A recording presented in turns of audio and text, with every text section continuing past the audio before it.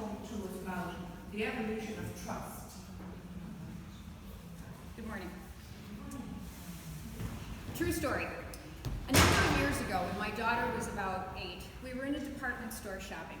And in the same aisle was another mom with her 2 or 3-year-old son. Well, after a little while, she turns to her son and she says, "Come on, honey, we need to go. Mommy left the cart in the other aisle." Well, the kid's not having it. He's so focused on whatever was in front of him, he was not about to move. Well, watching them enter into toddler negotiations, I said to the mother, "If you'd like, I can keep an eye on him while you go get the cart." Without missing a beat, she looks right at me and she says, "Why would I do that? I don't even know you." I was stunned. I mean, I was just trying to help. I thought that my intentions were good and I had a credential as being a mom, and my appearance I didn't think was threatening, that it would be enough. But of course, she was right. We didn't know each other. We didn't have a relationship. I had assumed her trust, and trust develops in relationships.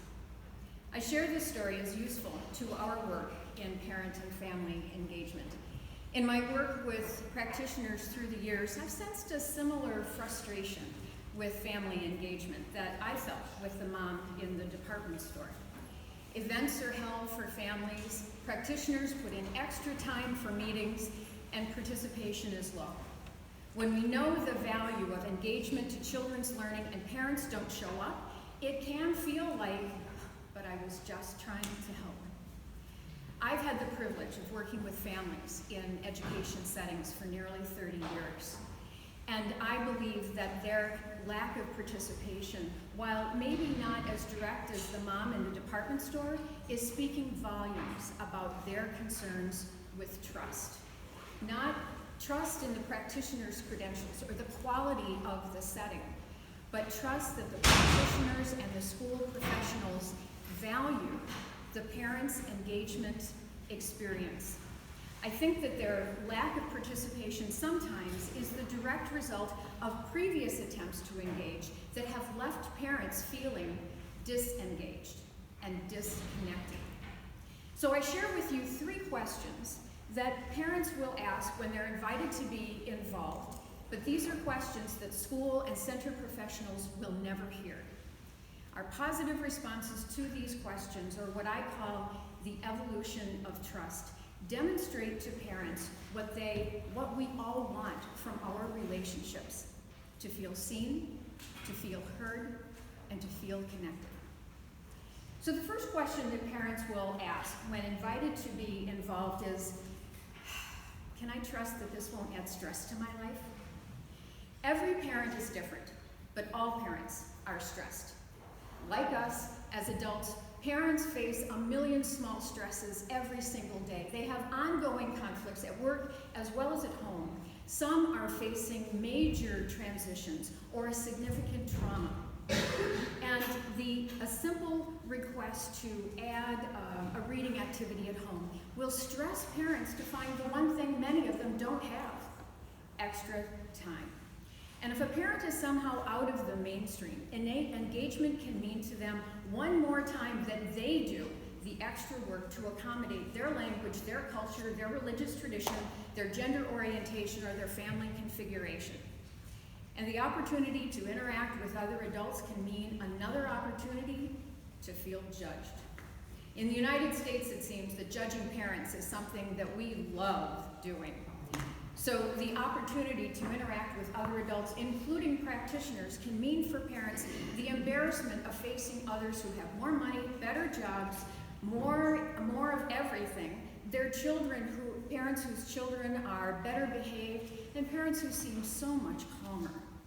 So the first way that we can build trust is to simply acknowledge the realities of parents' lives, help them feel seen by providing them with spaces that feel welcoming, spaces that feel safe.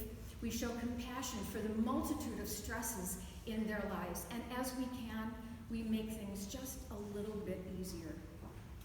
So then at the idea of coming to a school for an education event, parents will ask, can I trust that my questions about my child will be answered? Now, parents fully understand that an educational event will revolve around something education, right? And as the chief executive officers of their children's lives, ones who oversee all aspects of the child's health and development and learning and relationships and recreation, parents value having education professionals as part of their management team. In fact, teachers, of the few number of other adults who have regular interaction with their child, teachers may be the only ones with a credential and training for the role. So parents welcome these rare opportunities to interact with these professionals. But when that interaction is decided on and by the teacher, then parents can leave that event feeling disappointed. I had an opportunity to observe a teacher at a school I work with who's very popular with parents. And what he did was when parents would come to a meeting, he would stand, he would greet them, and he would say, "Welcome. What would you like to talk about?" That immediately did three things. It shifted the balance of power. It personalized the tone and focus of the meeting, and it provided the parent with the gift of this professional's experience. Now, this guy is a specialist, but parents learned that they could ask him anything, from explaining a school policy to his opinion on did he think their child was getting enough sleep. Because he was open to the parents' questions, it made him a partner, a professional partner in their parenting experience, someone who could help them problem solve, someone with whom they felt open and comfortable, and he became then someone they wanted to learn from.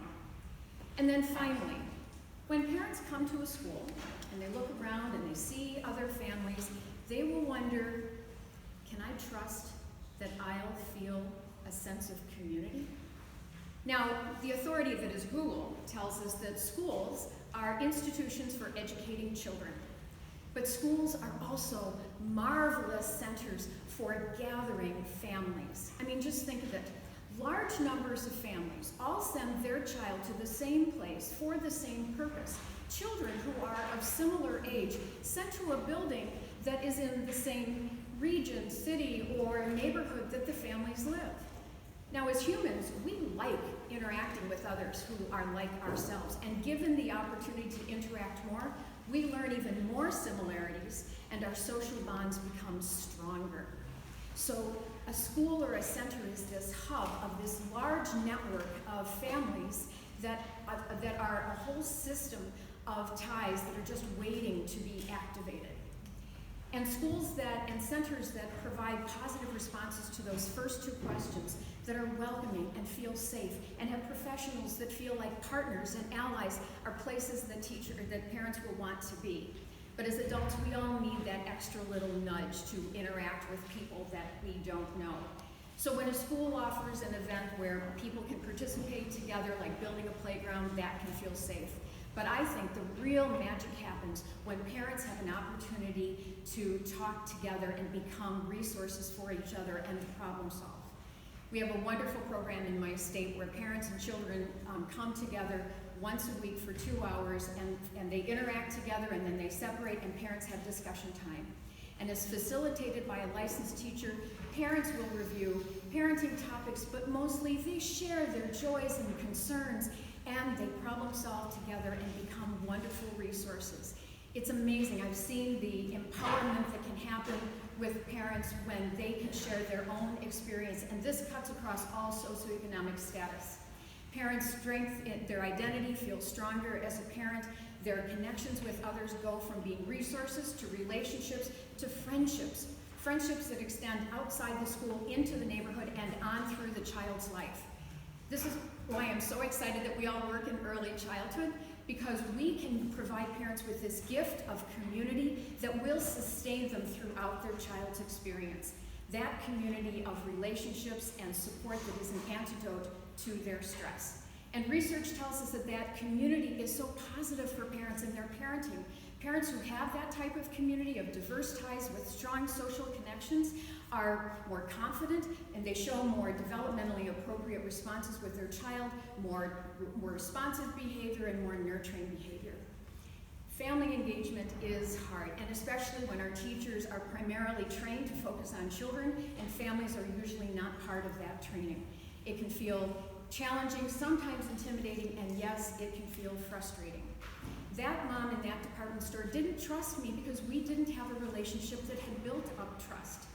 If we can focus on our relationships with parents in a way that build their trust, I guarantee you that when they feel seen, when they feel heard, and when they feel connected, that they will offer outcomes for engagement and outcomes for their children that way exceed your expectations. Thank you. Thank you.